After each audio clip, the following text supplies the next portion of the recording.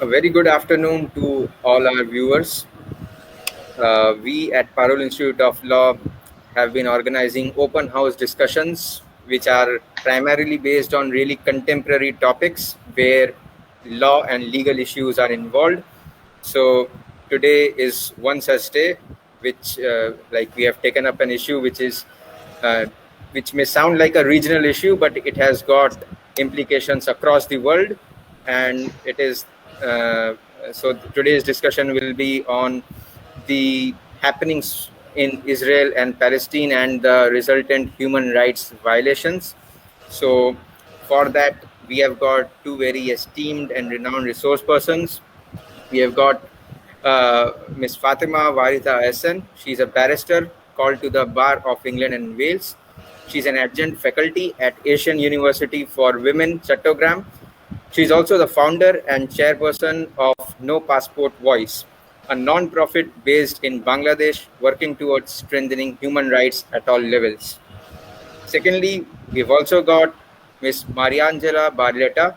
She is a PhD student in public comparative and international law with a special intention for human rights and the international order at Sapienza University of Rome. She particularly researches on topics related to international health law and gender studies. For this, she is also a professor assistant in a high specialization course at the University of Sapienza, the role of women in the conflict resolution.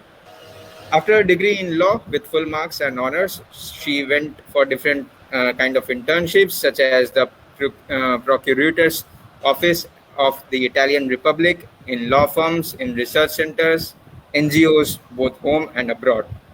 Recently, she is focusing on issues pertaining to COVID-19 pandemic and different perspectives. So, I personally welcome both our esteemed panelists. But before starting off the session, I would request our Dean of Faculty of Law, Parul University, Dr. Akil Sayyed sir, to formally welcome both our resource persons for today's open house. Sir. Thank you, Professor Faiz. Thank you very much. Ms. Fatima and Ms. Mariangela, I am very much pleased to welcome you on this open house, on this virtual platform of Parul Institute of Law, Faculty of Law, Parul University. It's our great pleasure, and all these sincere efforts from my friend Mr. Faiz, who has invited you and made this interaction live. So I request you to, both of you, to get associated with us because we also offer, in addition to the UG program, we offer 1 year PG LLM program, and we do have the specialization of international law as well as international human rights law. And the topic which we are going to discuss today in this open house are connected to both the aspect, international law and international human rights law. Especially with my many of the LLM students are pursuing their dissertation. I think the expertise and the experts' comments from both of you would be of great help. I see in this Israel-Palestine conflict, apart from the human rights issue which we are going to discuss today, it's not only issue between the two nation or two country or the territorial issue. What I see as a dispute within the religion also, because of different religion. And it is very unfortunate that in and all these three are the Abrahamic religions.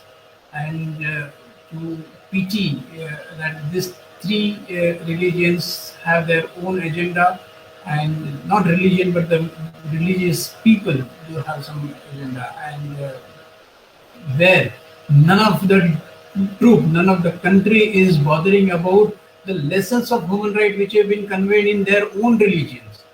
So if my Jewish and Christian friends and Muslim friends at least go back and refer their religious book, I think then we will not need such an open house to discuss about the violation of human rights.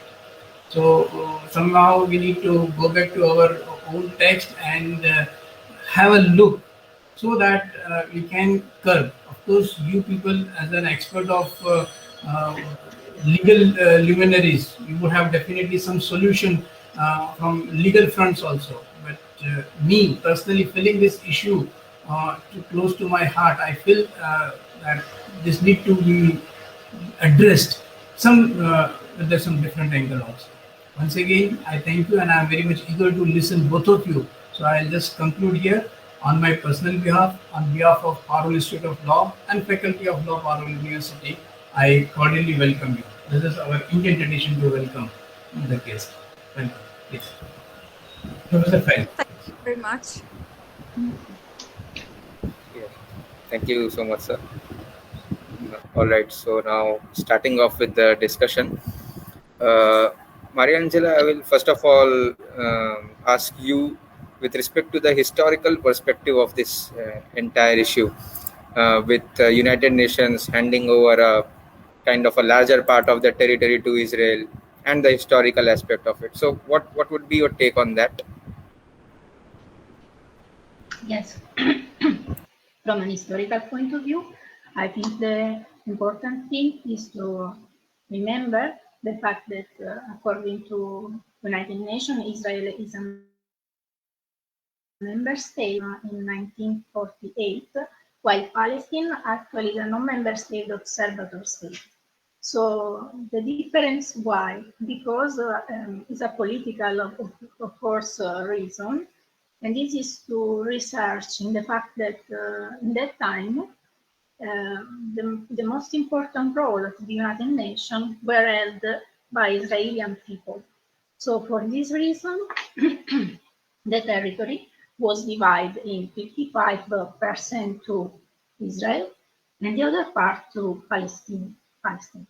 But of course, the other important thing is that the part that were given to Israel were also most important for the richness of the territory. So for this reason, Palestine start to attack Israel because they were forced to go away from their territories. So from this perspective, we can understand how difficult was for Palestine to try to survive also, because when the first conflict started, Israel was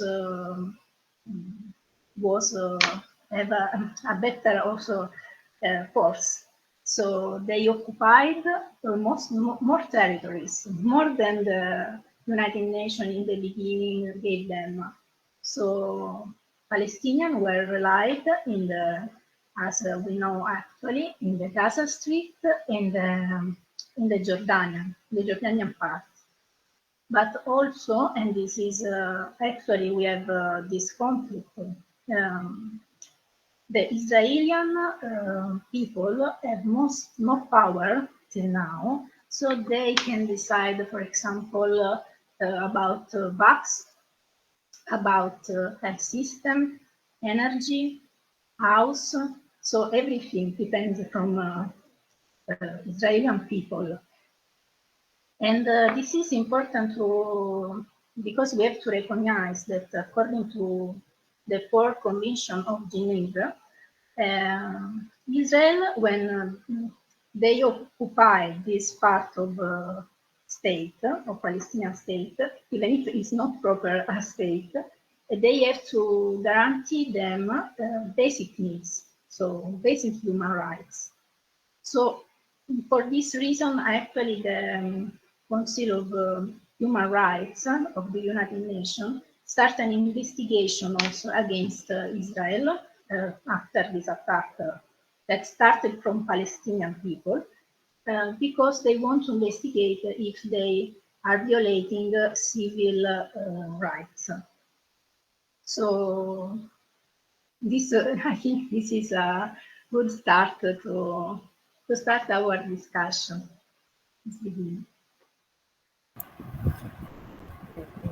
Correct. So, Fatima, ma'am, a few days back, like when we were discussing about this particular program, we had this discussion on the title of the program, whereby you believe that it's more of a genocide So, what's your take on it with respect to the violence? Hello, Fez. Thank you very much for inviting me to speak on a topic which is of paramount importance at this time. A very good afternoon, ladies, gents, and people of the non-binary. I'm very pleased to be here today, but equally sad that we're discussing such a gruesome topic, even during the time when the world has reached civilization protection under international laws and justice system. So like Faz said, I actually wanted to speak today, although I'm not Israel-Palestine violence or issue or human rights violation expert, but as a lawyer and also as an academician now, I keep keen interest in human rights laws and therefore the talk today. So first of all, is the Israel-Palestine issue really a conflict anymore? So that is a question that I have. And the very title of the webinar, which is Israel-Palestine Conflict and Human Rights Violations.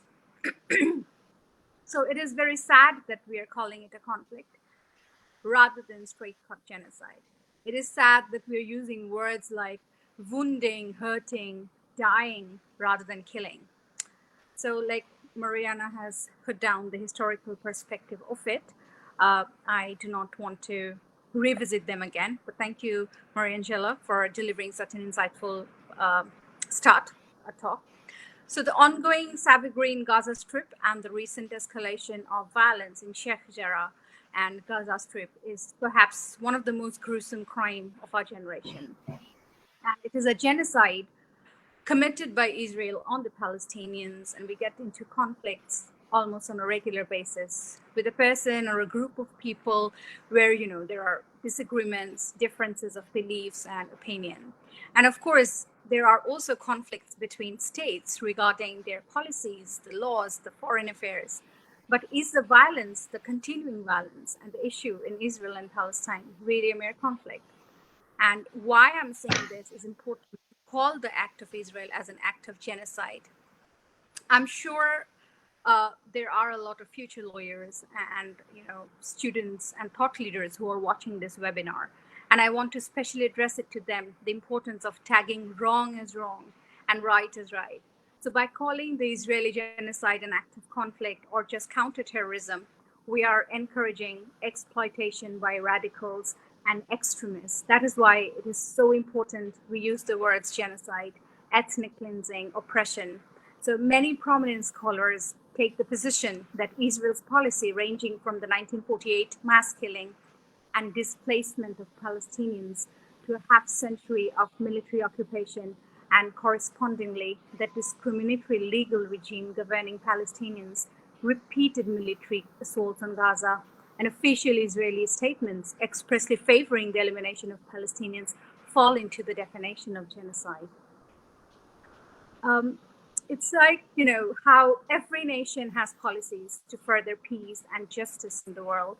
But yet, when it comes to Palestinians, it's pretty obvious that we do not have the appetite to initiate peace process and dialogue to end this war against humanity. The forced eviction, demolitions in Sheikh Jarrah is a violation of international laws. Yet the Israeli force continue to violate those laws, and the world sort of gets entertained or seeing that on media. Extremists barging into homes, terrorizing Palestinians, families, children, women on a regular basis. Haven't we heard about the 16-year-old Jana Kiswani, who was shot in the back with a rubber-coated bullet just outside her home? So people, civilians, the children, they're not even safe in their own home. And she sustained a broken vertebra. A man, a child, Ibrahim, was playing with his siblings in the front yard of their home in a northern neighborhood of Gaza 3 weeks back. And then a strike hit Ibrahim and his brother Marwan, and several other relatives were instantly killed.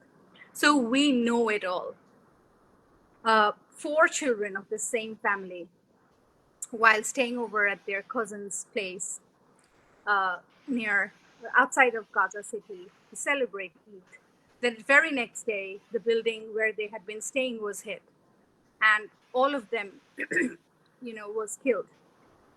So what have they done to deserve this? And because there has been a certain escalation of violence in in Palestine, so in the recent violence of the 219 people who have been killed in Gaza, at least 63 were children.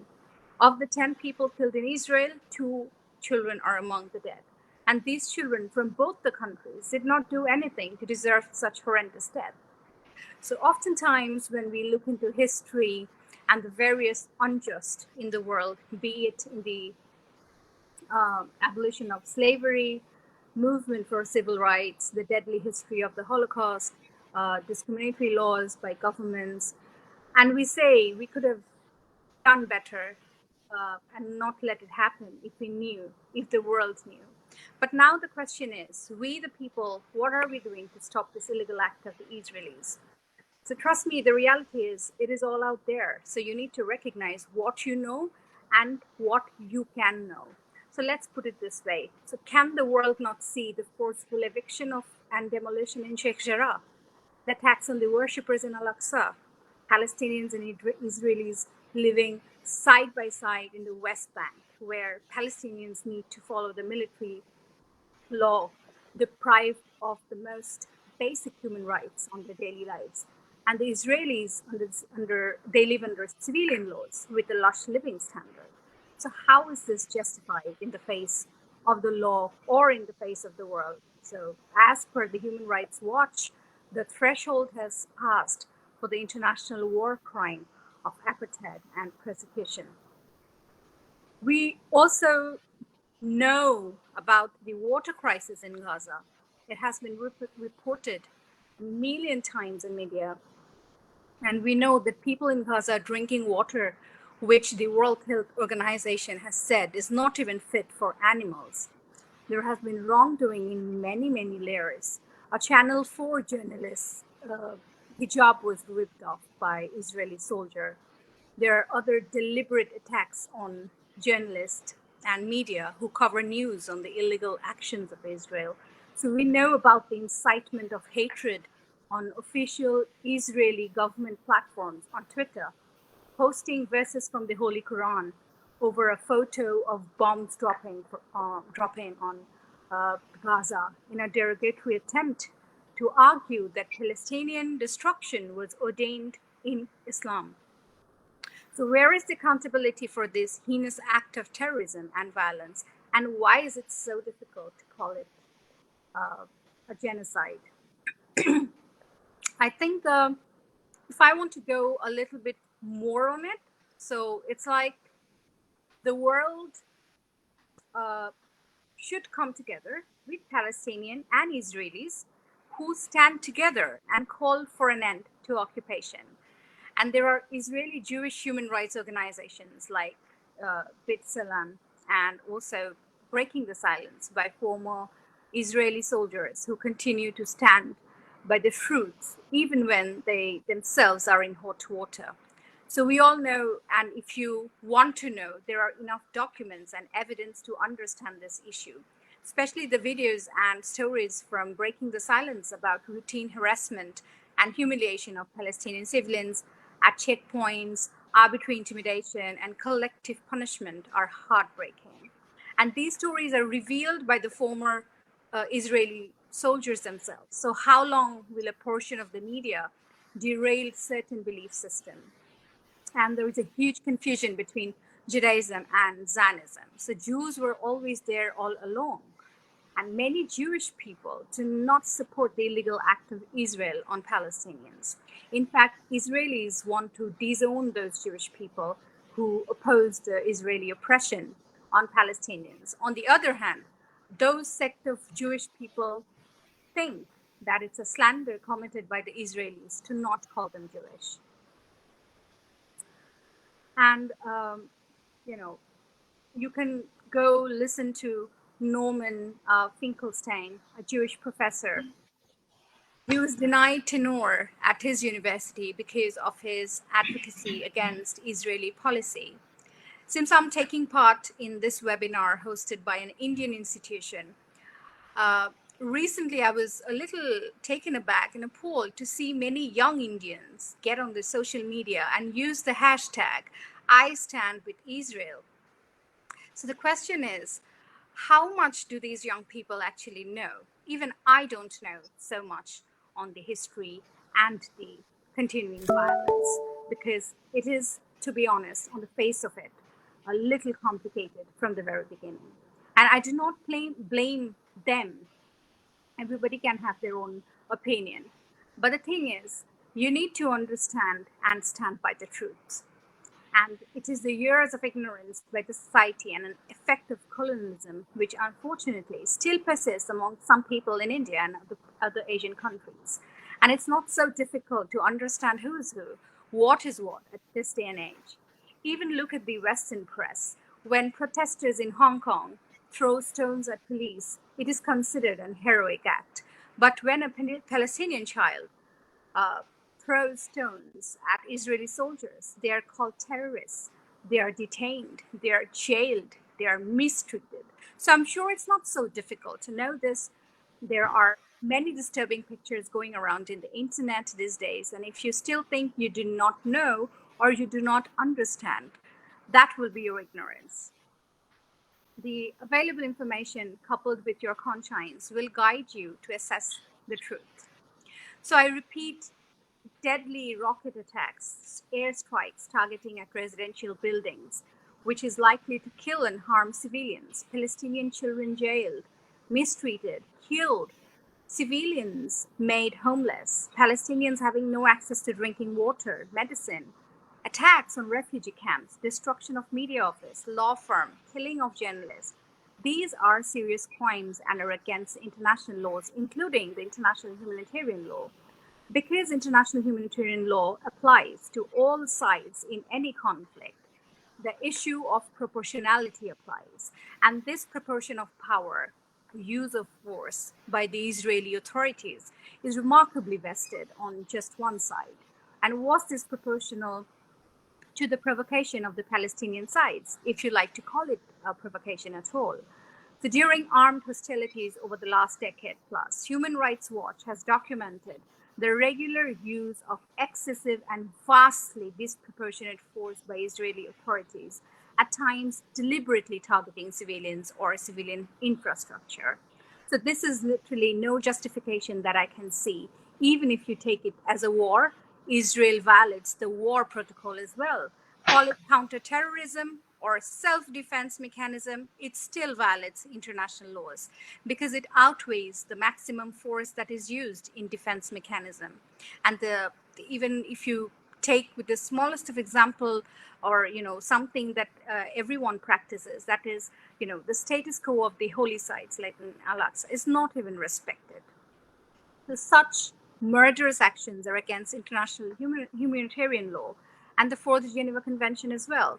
And since we have student body in this webinar, and I would like to mention in particular, the convention prohibits violence to life and person, in particular torture, mutilations, and cruel treatment, the taking of hostages, deportations and transfers of civilians, pillages, reprisals, and collective punishment, outrages upon personal dignity, in particular humiliation or adverse treatment based on race, color, nationality, religion, beliefs, etc. And the action of the Israeli force against the Palestinians ticks all the boxes as to the violation of the convention.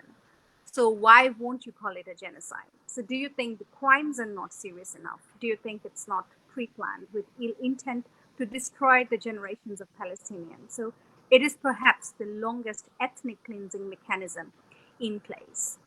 And that's my whole point that I wanted to put across with the very title of the webinar. That why is it so difficult to call it a genocide? Yeah, really wholesome and broad views laid down by you. Like within the main topic, there are a number of subtopics which need a microscopic inspection, so to speak. So really finely laid down by you. And of course, the point whereby if we do not term some act of violence properly, it sometimes undermines the importance or the effectiveness of international law, so to speak. So definitely, Mariangela, coming back to you. So can you please throw some light on the international law here, like what treaties or conventions are at stake when such human rights violations take place? Well, we can say that the problem, of course, is related with Israel because it is a member of United Nations, so it ratificated several conventions and treaties, of course. So it should follow these rules. For Palestinian, it's little different because in 2014 it was recognized by the United Nations as a non-member state, but as an observer.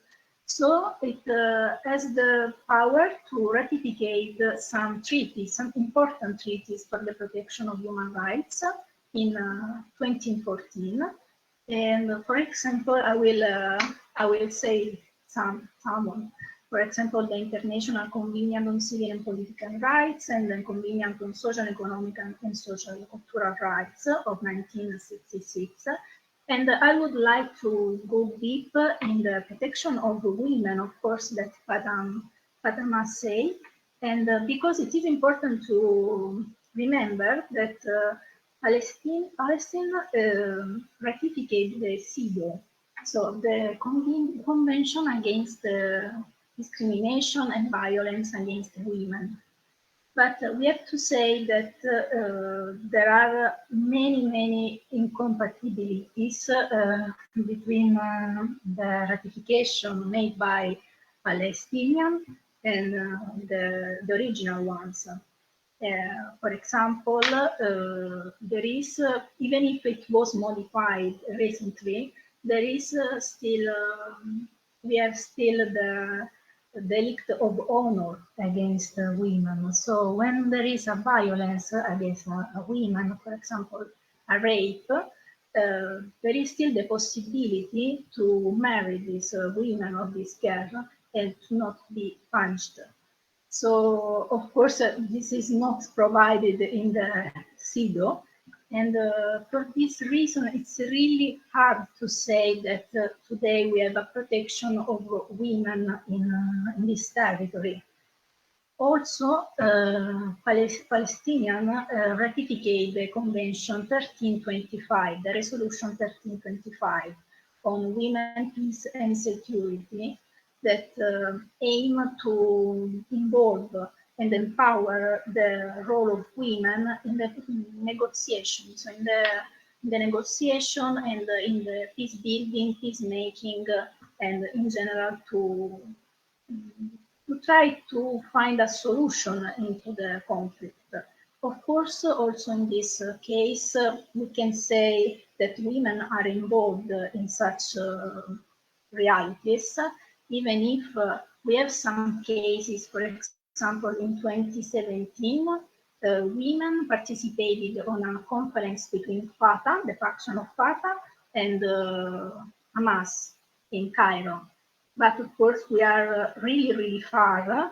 But I think that the role of women would be really important to prevent the conflict and resolve it. And we can say that women have yet an important role in this conflict.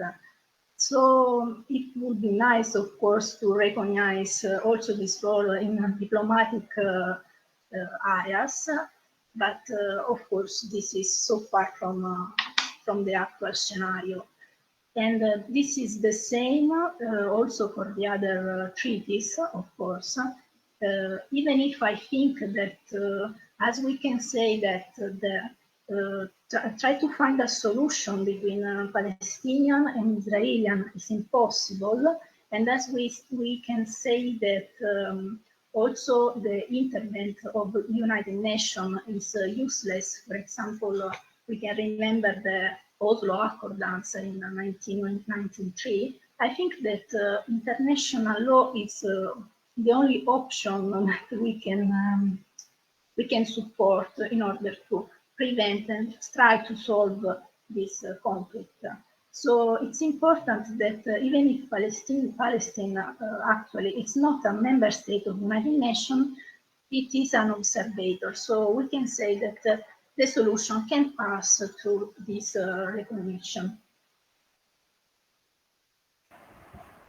Right. Coming back to you, Fatima. So, with respect to the international laws in general, and in particular the Fourth Geneva Conventions, with respect to the humanitarian laws as well here. So, what's your take on that as far as the violation of that goes?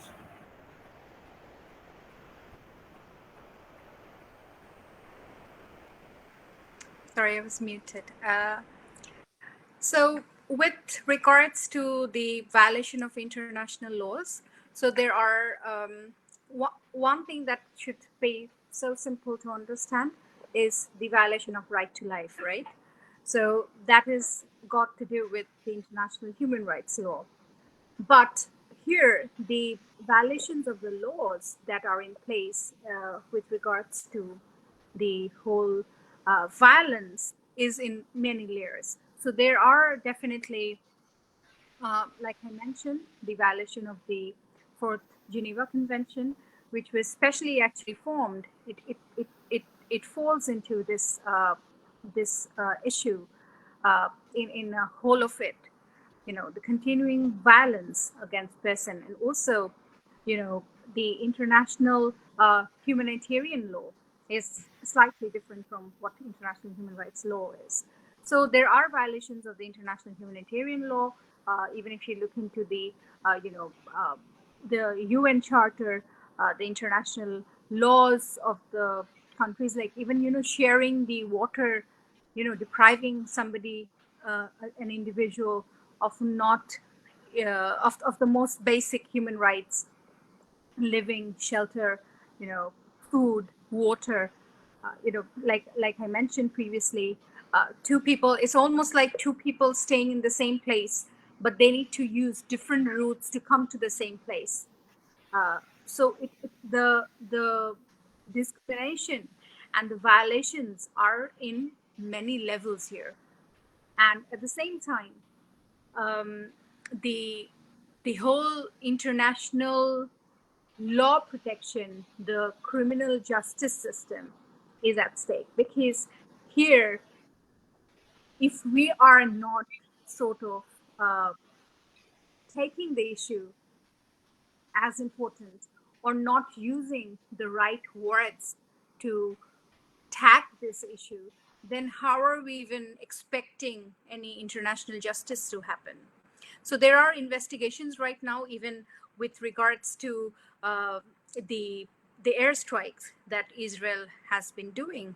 So usually, what happens is, even in war times, even in different other state conflicts, you need to inform that you are going to do airstrike, or take sort of people should take them away from their homes, etc.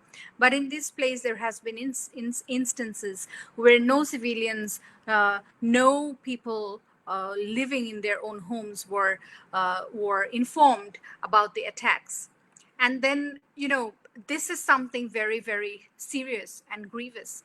And there has been investigation in the International Court of Justice. And again, now there will be, I think it's already on the process of also the recent violence that has happened. So just putting light to it, yes, there are international violations, international law violations in many levels, and it has got nothing. It has gotten. I can't just pick up one instance or one topic to say, okay, so there is a violation of right to life. There is a violation of right to life. There is violation in so many other perspective as well, with regards to this issue. Right. Uh, Mariangela, since you have also been working in the area of women's rights, which you mentioned briefly as well, for the for the response to the previous question. So, how would you see how women's rights maybe protected in particular in this entire genocide? You may unmute yourself. You may unmute yourself. Yes, Yeah. I think I'm agree with Fatima when she said that this conflict is a kind of genocide. It's a genocide, but it's weird because it is not recognized as a genocide, and we have to question about this. So why it is just a conflict, and sometimes we can see only some aspect of this conflict and not all the aspect. For example, turning again about the gender perspective, maybe it's not. We have to say that, for example, recently there was a sentence that again come back for the protection of women, saying that girls and women can leave their territories, so Gaza and the West Bank, without a tutor, so without a man, without yes, an accordance made by the government. So this is really difficult to see. Yes, to see in accordance with the convention, to the international law, and so on. But we maybe can question about what the world of United Nations in general can do to protect or to solve this problem, because we have to say that actually the international law uh, doesn't provide a real solution in case of attacks or in case of conflicts, because as Fatima says, there is the principle of auto protection, but it's not allowed to use the force. So what the international law can do? Nothing actually, because there's not only maybe in case we see this perspective in a perspective of genocide, maybe we can do some ideas of the protection in front of the Penal International Court. But if we can recognize the problem as a genocide, actually, the international law and international organization may do nothing. So I will ask to Fatma if she thinks that it would be possible to go in front of a penal court or penal international court to solve this problem.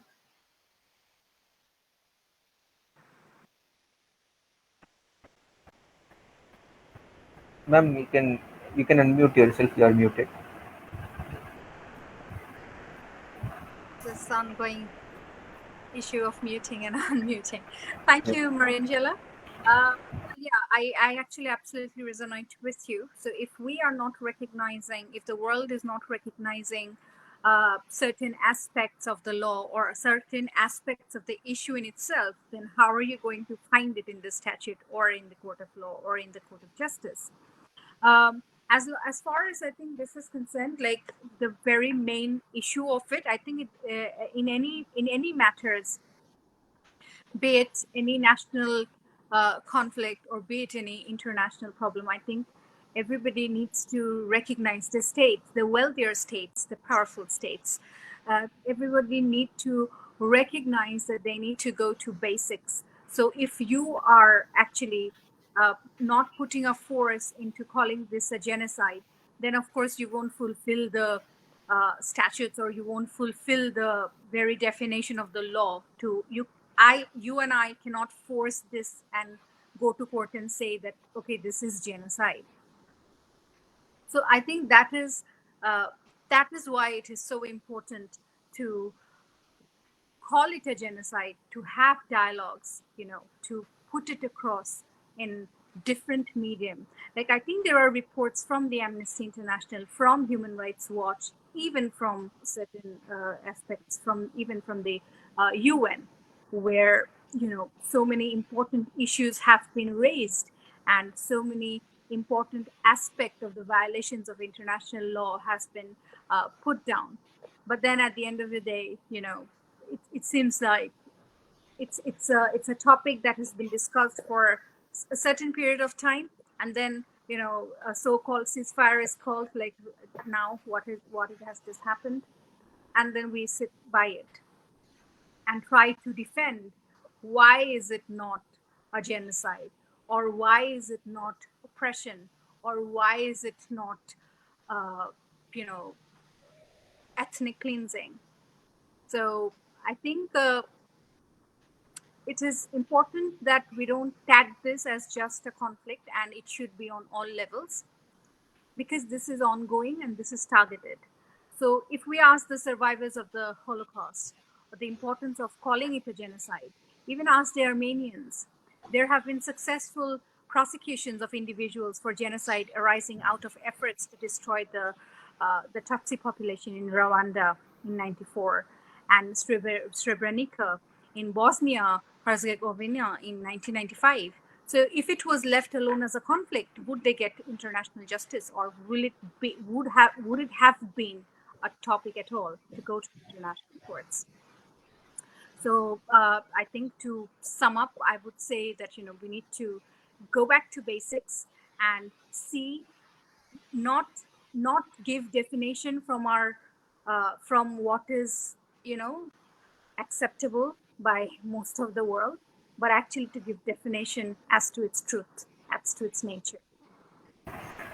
Like you briefly mentioned about the states as well. So this is where the consistent stand taken by various states comes into the picture as far as the United Nations resolutions is concerned. Like if we have a look at India's official stance, of course, you mentioned a recent instance whereby certain people, they run certain hashtags in support of Israel. But India's official stance has always been in supportive of a two-nation theory. Actually, as far as Israel goes, it has always supported sovereignty, a unified sovereign state of Palestine, and has always given unwavering support to it. So this is where this consistency is really important across the world. How much that actually counts, how much that actually works in the favor or against, that is something altogether a different story. But yeah, so this is just I wanted to add to your point.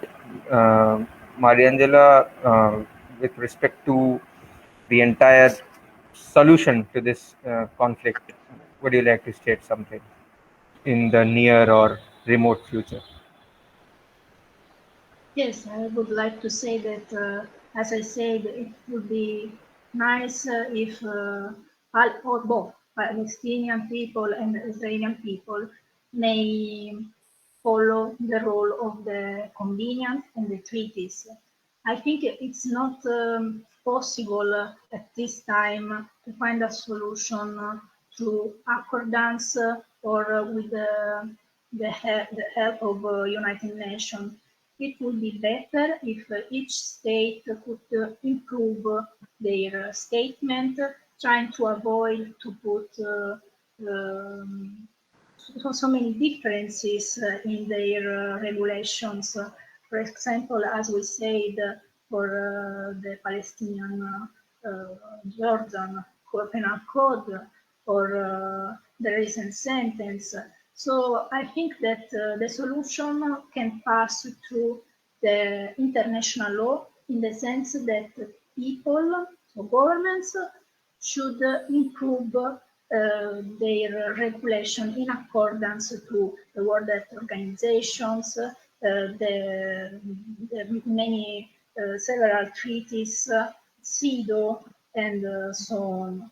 So, what do you think, Fatima? It is possible, or it is necessary, still necessary, the intervention of United Nations or an accordance such as Oslo Accordance. I'm very sorry, Marangela, your voice was a little distorted, so I couldn't really catch what your question was. Yes, I'm asking you if you think that the solution for this conflict is possible only through the improvement of the treatment, or it's necessary the United Nations or accordance between the two factions. To be honest, it's like I mentioned, I'm not an expert on this, but to put a comment or to have my own opinion, I do feel that putting pressure on the United Nations, or even going who will take the case to international courts and on what basis, is a matter which has not been very straightforward.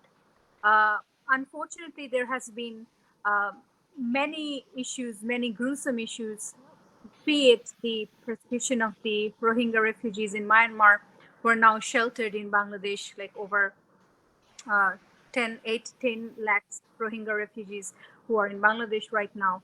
The drone attacks on, on Pakistan, Balochistan area to actually, in a way of controlling terrorism, a lot of civilians and children have been killed for years and on a very disproportionate manner. So even the Iraq invasion, like, all of these problems or issues or wars or soft wars, whatever you want to call it has been ongoing. So did we really see the UN or the Washington coming up and sort of solving it overnight, or giving any resolution to stop this, or to to have a sort of they I don't think there was even soft laws made to put a cease on violence, because people who were killed, people who were suffering